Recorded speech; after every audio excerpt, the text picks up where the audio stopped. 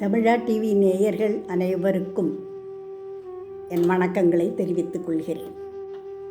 தமிழ் மாதத்தில் ஒவ்வொரு மாதத்துக்கும் ஒவ்வொரு சிறப்பு இருக்குது.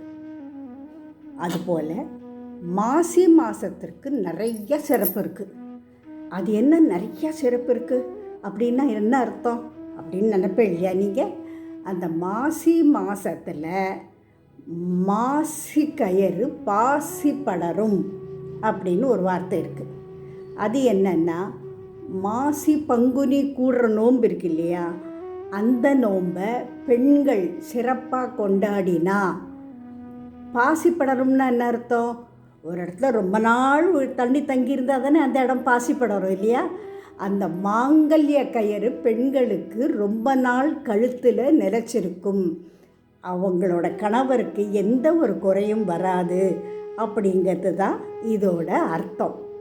சரி, அப்படி மாசி கயிறு பாசி படரும் அப்படின்னா இதை பண்டிகையை கொண்டாடுறதுக்குன்னு சில விதிமுறைகள் சில அனுசரிப்புகள்லாம் இருக்கும் இல்லையா? அதெல்லாமும் என்னன்னு பார்க்கணும். நம்ம இந்த நோன்பை பற்றி சொல்கிறோம். காரடையான் நோன்புன்னு சொல்லுவோம், சாவித்திரி விரதம்னு சில பேர் சொல்கிறாங்க, தாலி நோன்புன்னு சில பேர் சொல்கிறாங்க. எப்படி சொன்னாலும் பெண்களுக்கு மிகவும் புண்ணியத்தையும் மகத்துவத்தையும் தேடி கொடுக்கும் ஒரு நாள் இந்த மாசி பங்குனி கூடும் சாவித்திரி விரதம். இந்த காரடையான் நோன்புங்கிற பேர் எப்படி வந்தது? காரடையும் உப்படையும் காரடையும்னா அது என்னென்னா, உப்பு அடை இருக்கு இல்லையா, அதில் மிளகா போடுவாள், அது கார அடைம்பா. வெள்ளை அடைன்னு ஒன்று பண்ணுவாள், அது தொட்டுக்க வெண்ணெய் வைப்பான். அப்போ வச்சுட்டு சுவாமிக்கு நைவேத்தியம் பண்ணும்போது, உருகாத வெண்ணையும் ஓரடையும் உனக்கு நான் அளிக்கிறேன், ஒரு காலும் என் கணவன் என்னை விட்டு பிரியாது இருக்க வேண்டும் அப்படின்னு வேண்டிண்டு அந்த மந்திரத்தை சொல்லிட்டு அந்த கயிறை கட்டிக்கணும்னு சொல்லுவான். சரி, காரடையான்னா என்ன அர்த்தம்? அந்த காரம் போட்ட அடையா?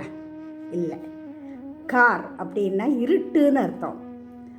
யமப்பட்டணம்ங்கிறது இருட்டான பட்டணம்னு புராணங்களில் சொல்லப்படுறது. அந்த இருட்டான யமப்பட்டணத்தை என் கணவன் ஒருபோதும் அடைய மாட்டான். அதாவது அவனுக்கு மரணம் இருக்கக்கூடாது, இருக்கவும் இருக்காது. எப்போ? இந்த நோன்பை நூற்றவாளுக்கு அப்படின்னு சொல்கிறோம். சரி, இந்த நோன்பை நூற்றவாளுக்கு இறப்பே இல்லைன்னா இத்தனை வருஷமாக நோன்பு நூற்றவங்க எல்லாருமே சுமங்கலிகளாக இருக்காங்களா அப்படின்னு ஒரு கேள்வி வரும். இந்த மாதிரி குதர்க்கமாக நம்மளாம் கேட்போம், வழக்கம் உண்டு. அப்படி அர்த்தம் இல்லை. இந்த நோன்பை நூற்றால் கணவனுக்கு நரகம் கிடையாது. யமப்பட்டணத்தில் நரகம்னு இருக்குது, சொர்க்கம்னு இருக்குது. நரகம் கிடையாது. பாசிப்படுற வரைக்கும் இந்த தாலியை நான் கட்டிப்பேன், இதுக்கப்புறம் என் கணவன் இறந்தால் கூட அவருக்கு நரகம் சம்பவிக்காது என்பது தான் இதோட கருத்து. புரியுறதா? மேற்கொண்டு எப்படி பண்ணலாம், எப்போ பண்ணணும் எல்லாத்தையும் நான் சொல்கிறேன். சரி, இந்த நோன்பை பண்ணுறோம். இந்த நோன்பை பண்ணுறதுக்கு ஒரு காரணம் இருக்கும் இல்லையா? அது என்ன காரணம்? அஸ்வபதினு ஒரு ராஜா இருந்தார். அந்த ராஜாவுக்கு சாவித்திரின்னு ஒரு பொண்ணு இருந்தாள். அந்த பொண்ணு காட்டில் இருந்த சத்தியவானை கல்யாணம் பண்ணிக்கணும்னு ரொம்ப பிடிவாதமாக இருந்து அவரை கல்யாணம் பண்ணிண்டா. அவரோட அம்மா அப்பா 2 பேருக்குமே கண் தெரியாது. அவளையும் தன்னோட சொந்த பெற்றோர் மாதிரி பாவித்து அவளுக்கு சேவை பண்ணிட்டு இருந்தாள். ஆனால் அவளுக்கு தெரியும், கல்யாணத்துக்கு முன்னாடியே நாரதர் சொல்லிட்டார், நீ இவனை கல்யாணம் பண்ணிக்க போகிறேன்னு சொல்கிறியே, இவனோட ஆயுசு எவ்வளோ காலம் இருக்கும் தெரியுமா? 1 வருஷம்தான், அவ்வளோதான் அவன் இருப்பான், அவனையா கல்யாணம் பண்ணிக்க போகிற அப்படிங்கிற. இல்லை, நிச்சயமாக என் கணவரை நான் இழக்க மாட்டேன், அவரைத்தான் கல்யாணம் பண்ணிக்க போகிறேன் அப்படின்னு பிடிவாதமாக சத்தியவானை கல்யாணம் பண்ணிட்டான். கல்யாணம் பண்ணிட்டு காட்டில் சத்தியவானோடையே இருந்துருந்தான். அந்த ஓராண்டு காலம் நெருங்கி வந்துடுத்து. ஒரு நாள் அவனோட உயிர் போயிடுமோ அப்படிங்கிற ஒரு பயத்தில் அவள் என்ன பண்ணினா, அம்பாள் நமக்கு அனுகிரகம் பண்ணுவோம், அவளை நினச்சி நம்ம பூஜை பண்ணுவோம் அப்படின்னு சொல்லிட்டு காட்டில் இருந்த மரத்தில் சருகெல்லாம் இருக்கும் இல்லையா, அதெல்லாம் எடுத்து நூல் மாதிரி திரிச்சா. அதை ஒரு நோன்பு சரடை மாதிரி பண்ணிண்டா. அதில் காட்டு பூக்களை வச்சு கட்டினா. அது ஒரு நோன்பு சரடை ஆகிடுத்து. அங்கே காட்டில் பால் வழியிறது இல்லையா, மரத்துப்பால், அந்த பட்டையை உரிச்சா பால் வருமே, அதை வெண்ணெய் மாதிரி பாவிச்சுண்டா. அந்த காட்டில் ஏதோ துவரை, காராமணி இந்த மாதிரி எதமெல்லாம் இருக்கும் இல்லையா, சில இதெல்லாம் தானியங்கள் எல்லாம், அதை ஏதோ அங்கே இருக்கிற ஒரு சருகை வச்சு அடுப்பை மூட்டி ஏதோ ஒரு அடை மாதிரி பண்ணிண்டா. காட்டில் ஒரு மரத்துலேருந்து இலையை பறிச்சுன்னு வந்து அதையெல்லாம் வச்சு அம்பாளுக்கு நைவேத்தியம் பண்ணி சரட்டையும் வச்சு அம்பாட்டை வேண்டிட்டு இந்த நோன்பை அவள் ஃபினிஷ் பண்ணினான். அதனால தான் இது அப்படி பண்ணுற வழக்கம் வந்தது. அப்போது என்ன சொல்கிறது, அம்பாள் வந்து இவ்வளோ பொதுவாக அந்த பொண்ணு இதெல்லாம் பண்ணுறதே, பூஜையெல்லாம் பண்ணுறதே, இதுக்கு நம்ம அனுகிரகம் பண்ணாமல் இருக்க முடியுமோ அப்படின்னு சொல்லிவிட்டு என்ன பண்ணுறார், யமன் என்ன பண்ணுறார், அங்கே வர, உனக்கு தெரியுமா ஒரு சமாச்சாரம், நீ பூஜை பண்ணினியே, அந்த பூஜைக்கு உனக்கு பலன் உண்டாகிறதுக்கு வாய்ப்பு இருக்குது இல்லைங்கிற, ஆனால் நீ என்ன பண்ணணும், அம்பாளை குறித்து வேண்டிட்ட இல்லையா, இப்போ நான் சொல்கிறத கொஞ்சம் கேட்டுக்கோ அப்படின்னார். சொல்லுங்க, என்ன சொல்ல போகிறேன், கேட்டுக்கிறேன் அப்படின்னா. இந்த பாரு, நீ பண்ணினதில் அம்பாள் சந்தோஷப்பட்டாலோ இல்லையோ, உன் ஆம்டையான உசுரை எடுத்துன்னு போகிறதுக்கு தான் வந்தேன், உசுரையும் எடுத்துட்டேன். ஆனால் நீ பண்ணின பூஜையில் எனக்கு ரொம்ப சந்தோஷமாயிடுது, உனக்கு என்ன வர வேணுங்கடா. இப்போ இந்த சுவாமி எல்லாமே பொதுவாக என்ன பண்ணுறா, உனக்கு என்ன வர வேணுங்கடுன்னு சொல்லிடுறது. இவள் 2 கட்டனா ஒரு வரத்தை கேட்டு வைப்பா, தந்தேன் அப்படின்னு உடனே சொல்லிட்டு போயிடுவாள். இது ஒரு வழக்கமாக இருக்குது. அதே மாதிரி தான் இந்த யமனும் உனக்கு என்ன வர வேணுங்கடு. சாவித்திரி உடனே என்ன பண்ணா, எந்த பொருளையும் தோத்தே போகாமல் பின்வாங்காமல் இருக்கிறோம் வீர மைந்தர்களாக எனக்கு வேணும், தந்தேன் அப்படின்னு விட்டேன். கொஞ்சம் கூட யோசனை பண்ணலை, மாமடியா உசுரை தான் எடுத்துட்டோமே, அந்த பொண்ணுக்கு தந்தேங்கிறோமே, எப்படி அந்த குழந்தைக்கு குழந்தை பிறக்கும், அது யோசனை பண்ண வேண்டாமா, தந்தேன் அப்படின்னு விட்டேன்.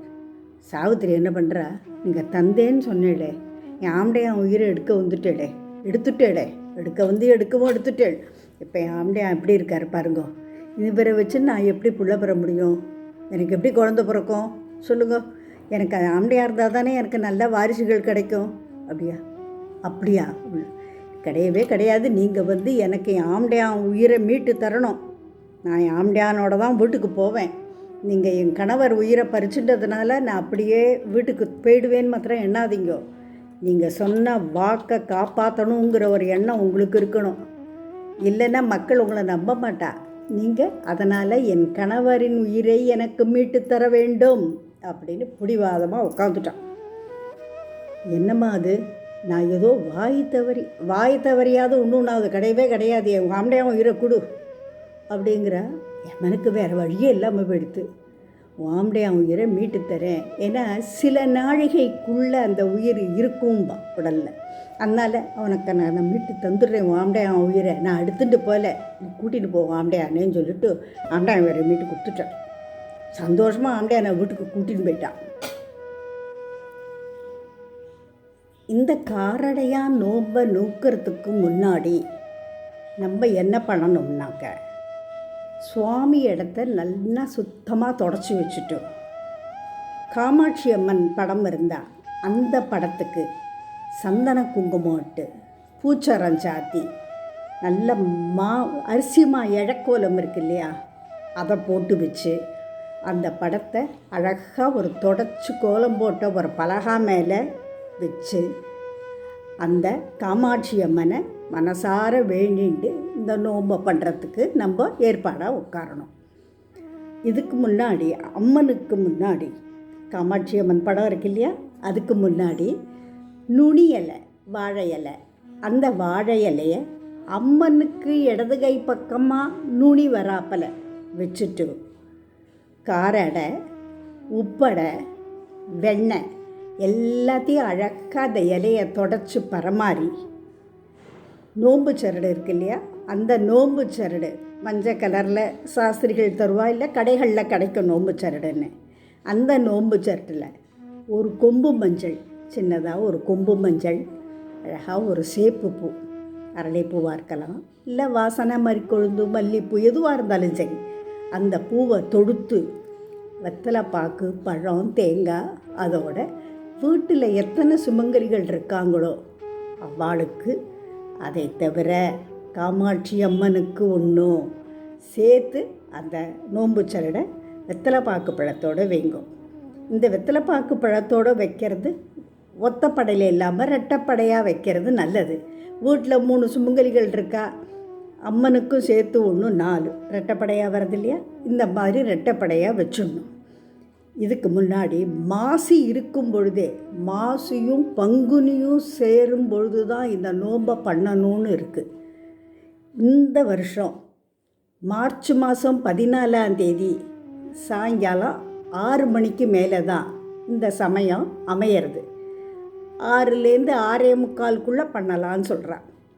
இந்த டயத்தில் தன்னா தலைக்கு குடிச்சிட்டு அவா குடும்பத்தில் எப்படி பெண்கள், சுமங்கலி பெண்கள் புடவை கட்டிக்கணுமோ அந்த மாதிரி அவா சௌகரியத்துக்கு நல்ல மடியாக புடவையை கட்டிண்டு அழகாக அந்த வெத்தலை பாக்கு பழத்துக்கு முன்னாடி சுவாமிக்கு இலையும் வச்சுருக்கேன் இல்லையா, அதுக்கு முன்னாடி கீழே கோலம் போட்டு உங்களுக்கும் அதான் உங்களுக்கு நான் சொல்கிறது எத்தனை சுமங்கலிகள் இருக்காளோ அவளுக்கு சின்ன சின்ன கோலமாக போட்டு அத்தனை கோலத்துலேயும் இலையை வச்சு தொடச்சி 2 உப்படை 2 வெள்ளை அடை துளி வெண்ணெய் வச்சு அதை நெய்வேத்தியம் பண்ணுங்க. இதுக்கு என்ன மந்திரம் சொல்லணும்னு சொன்னேன்? உருகாத வெண்ணையும் ஓரடையும் உனக்கு நான் அளிக்கிறேன், ஒரு காலம் என் கணவன் என்னை விட்டு பிரியாது இருக்க வேண்டும் அப்படின்னு நல்லா வேண்டிக்க. நம்ம இலையும் சுற்றி நைவேத்தியம் பண்ணணும். பண்ணிவிட்டு மனசார வேண்டிண்டு எனக்கு இந்த தாலி பாக்கியம் எப்பொழுதுமே நிலச்சி இருக்கணும் அப்படிங்கிறத வேண்டிண்டு முதல்ல சுவாமிக்கு ஒரு கயிறை கட்டுங்க, அம்பாளுக்கு கயிறை கட்டுங்க. ஏன்னா நம்ம சொல்கிறதெல்லாம் ரெக்கமெண்ட் பண்ண வேண்டியது அம்பாள் தான் சுவாமிகிட்ட. நம்ம நேராக சொன்னால் கூட எப்போவுமே வீட்டில் கொஞ்சம் பெண்களுக்கு வாய்ஸு கூடம்பா இல்லையா, எல்லாருக்குமே தெரியாது. அதனால் அம்பாள் மூலியமாக தான் சுவாமிகிட்ட நம்மளோட கோரிக்கைகள்லாம் போய் சேரணும், அப்போ தான் பலிதம் அடையும். அதனால் அம்பாளுக்கு கட்டிட்டு, அம்பாளே இந்த வரத்தை நீ எனக்கு கொடு, இந்த காரடையா நோன்பை, வட சாவித்திரி விரதத்தை, கௌரி விரதத்தை, சௌமாங்கல்ய பலம் தரும் இந்த விரதத்தை நான் நல்லபடியாக நோக்கிறேன், எனக்கு இந்த நீ அனுகிரகத்தை பண்ணுன்னு சுவாமிகிட்ட வேண்டிக்கணும். வேண்டிட்டு அம்பாளுக்கு கட்டினதுக்கப்புறம் நம்ம வீட்டில் கணவர் இருந்தார்னா அவர் கையால் அந்த சரட்டை கட்டிக்கணும். என்ன கட்டின்னுட்டு அவருக்கு நமஸ்காரம் பண்ணணும். வீட்டில் பெரியவங்க இருந்தால் எல்லாருக்கும் நமஸ்காரம் பண்ணணும். பெரிய சுமங்கலிகளுக்கெல்லாம் நமஸ்காரம் பண்ணணும். வரவாளுக்கெல்லாம் வெத்தலை பாக்கு பழம், யார் சுமங்கலிகள் யார் வராளோ வெத்தலை பாக்கு பழம், ரவிக்க துண்டு, நாணயம், காயின்ஸ்னு சொல்லுவா இல்லையா, பணம் வச்சு கொடுக்குறத காயின், அது வெள்ளியா இல்லையா நிற்கலாம் அதெல்லாம் வேறு விஷயம். ஆனால் காயினை வைக்கிறது தான் விசேஷம்னு சொல்கிறேன். அந்த காயினை வச்சு அவளுக்கு அடையும் வச்சு வெத்தலை பாக்கில் வச்சு கொடுத்துடலாங்க. ரொம்ப ரொம்ப ரொம்ப ரொம்ப விசேஷம். என்ன நமக்கு எல்லாமே நம்மளுக்கு மனோதைரியத்தை கொடுக்கறது. இதை பண்ணினால நமக்கு நிச்சயம் இது கிடைக்கும்னு ஒரு நம்பிக்கையோடு நம்ம பண்ணணும். ஆமாம், இது என்னமோ சொல்கிறா, அது பண்ணினா அதெல்லாம் பழக்க போகிறதா அப்படின்னு இந்த மாதிரி ஏனோ தானோன்னு குதர்க்கமாக விதண்டாவாதம் பண்ணிட்டு எந்த பண்டிகையுமே பண்ணக்கூடாது. எல்லா பண்டிகை பண்ணும்போதும் ஒரு நம்பிக்கை வேணும், அது சுவாமிகிட்ட ஒரு ஈடுபாடு வேணும், ஒரு அனுசரணை வேணும், ஆத்ம திருப்தி வேணும், எல்லாத்தோடையும் பண்ணணும். அன்றைக்கி காமாட்சி அம்மன் மேலே என்னென்ன பாட்டுகள் இருக்கோ பாடுங்கோ. கீர்த்தனைகள் தெரிஞ்சவா, வீட்டில் கர்நாடக சங்கீதம் தெரிஞ்சவா பாடலாம். அப்படி இல்லை நான் பாட்டு கற்றுக்கலை அப்படின்னா சினிமா பாட்டில் வர சாமி பாட்டையாவது பாடுங்கோ. ரொம்ப விசேஷம், நல்லா இருக்கும். சுவாமி ரொம்ப ஆனந்தமாக கேட்பா அம்பாள். என்ன நீ துதிச்சு பாடுறையா, உனக்கு நான் எவ்வளோ வரங்கள் வேணுமோ கேளு, நான் தரேன், நீ கேட்காமையே நான் அதை கொடுப்பேன், நீ கேட்டீங்கன்னா இன்னும் கொஞ்சம் கூடவே கொடுக்குறேன் அப்படிம்போ. அவ்வளோ ஆசையாக நமக்கு எல்லாம் அவளும் தருவா. அதனால் இந்த நோப்பை நல்லபடியாக எல்லாரும் பண்ணுங்கோ. செத்துப்போன கணவனோட உயிரையே மீட்டு சாவித்திரி தன்னோட மாங்கல்ய பலத்தை காப்பாற்றிண்டான்னா நம்மளாலையும் முடியும். பகவானை நம்புங்கோ, அம்பாளை நம்புங்கோ. இந்த விரதத்தை எல்லாரும் நன்னா பண்ணுங்கோ. எல்லாருக்கும் நோன்பு நாள் ஆசீர்வாதங்கள். எல்லாருக்கும் வணக்கம். மீண்டும் வேறு ஒரு நிகழ்வில் சந்திப்போம்.